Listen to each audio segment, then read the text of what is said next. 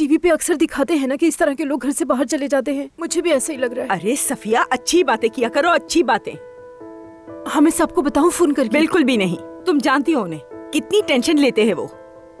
अचानक से दरवाजा बंद हो जाए तो कितना घबरा जाते हैं। समझ नहीं आ रहा क्या करूं। उमर भी अपने कामों में फंसा हुआ है। ओजान को फोन करके मैं सब बताती हूँ। अल्लाह सफिया आपा, हम उन्हें कहाँ ढूंढते फिरेंगे? हाँ, हम उन्हें ढूंढ लेंगे, तुम फिक्र मत करो।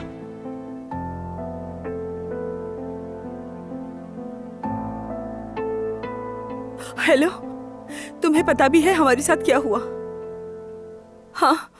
हाँ बताएं अम्मी, बताएं, घबराएं मत, मैं आ रहा हूँ बस।